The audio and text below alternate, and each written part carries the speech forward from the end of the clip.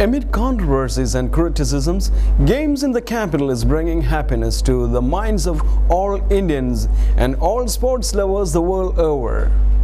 Let's also be happy. Welcome once again to News Analysis. News Analysis, a weekly magazine on current affairs. To begin with the main points in a nutshell. Guantanamo judge bars major witnesses from terrorism trial. US apologizes as attacks in Pakistan continue. Rampant fraud threat to China's brisk ascent. Hungarian chemical sludge spill reaches Danube. India condemns racist remarks by New Zealand TV host. China angry over Liu Xiaobo, the jail leader, being awarded the Nobel Peace Prize 2010. Now the news in detail. Judge bars major witness from terrorism trial. A federal judge barred prosecutors on Wednesday from using a crucial witness in the first trial of a former Guantanamo detainee, adding to the fierce debate over whether the government can successfully prosecute terrorist detainees in civilian court. The trial of Ahmad Khalfan Kilani, who faces charges in the 1988 bombings of two United States embassies in East Africa, has been seen as a test of President Obama's goal of moving many other detainees like Khalid Sheikh Mohammed into federal court and ultimately closing Guantanamo. In the months since Mr. Kilani was brought to New York from Guantanamo Bay, Cuba Judge Luis Kaplan of United States District Court in Manhattan has rejected defense requests to dismiss the case because of violations of Mr. Kilani's right to a speedy trial and because of accusation he was tortured. But just as trial was to begin on Wednesday, Judge Kaplan ruled that he would not allow the witnesses to testify. He noted the government had acknowledged that it had identified and located the witnesses through the interrogation of Mr. Kilani when he was earlier held in a secret overseas jail run by the Central Intelligence Agency. His lawyers have said he was tortured there. Judge Kaplan said he was acutely aware of the perilous nature of the world in which we live.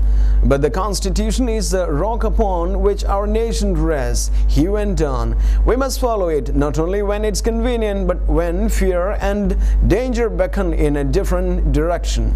To do less would diminish us and undermine the foundation upon which we stand.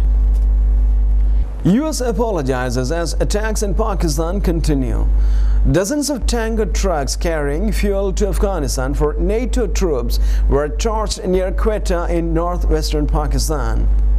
On Wednesday, the third major attack on supplies since Pakistan closed a border crossing to Afghanistan a week ago, and the first at the only checkpoint that remained open. The latest sabotage came as American officials for the first time offered an explicit apology to Pakistan over a shooting that led to the closing of the other border crossing, possibly laying the groundwork for its reopening. At least one person was killed in the Quetta charging after 3 carloads of gunmen fired at the tankers and then burned them, the police said. According to eyewitnesses and initial reports, some terrorists came on vehicles a few minutes before morning prayer and started firing at them, burned some of the tankers, said Hamid Shakil, the Deputy Inspector General of the Quetta Police. New York asked to bar use of food stamps to buy sodas. Mayor Michaela Bloomberg sought federal permission on Wednesday to bar New York City's 1.7 million recipients of food stamps from using them to buy soda or other sugar drinks. The request made to the United States Department of Agriculture, which finances and sets the rules for a food stamp program, is part of an aggressive anti-obesity push by the mayor that has also included advertisements, stricter rules and food sold in schools, and an unsuccessful attempt to have state impose a tax on the sugared drinks. Public health experts greeted Mr. Bloomberg's proposal cautiously. George Hacker, senior policy advisor for the Health Promotion Project of the Center for Science in Public Interest, said more equitable approach might be to use educational campaigns to dissuade food stamp users from buying sugared drinks. The world would be better, I think, if people limited their purchase of sugared beverages, Mr. Hacker said. However, there are great many ethical reasons to consider why one should not want to stigmatize people on food stamps. Rampant fraud threat to China's brisk ascent. No one disputes Zhang Weibin's talents as a salesman. Through television shows, DVDs and best-selling book, he convinced millions of people that raw eggplant and immense quantities of mung beans could cure lupus, diabetes, depression and cancer. For $450, seriously ill patients could buy a 10-minute consultation and a prescription, except Mr. Zhang, one of the most popular practitioners of traditional Chinese medicine, was booked through 2012.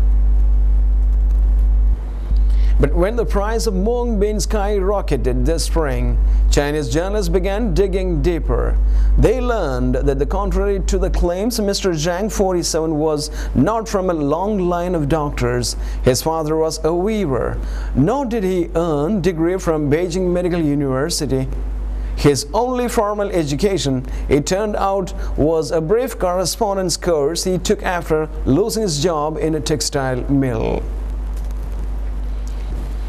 The exposure of Mr. Zhang's faked credentials provoked a fresh round of heart-wringing over what many scholars and Chinese complain are dishonest practices that permeate society, including students who cheat on college entrance exams, scholars who promote fake or unoriginal research, and dairy companies that sell poisoned milk to infants.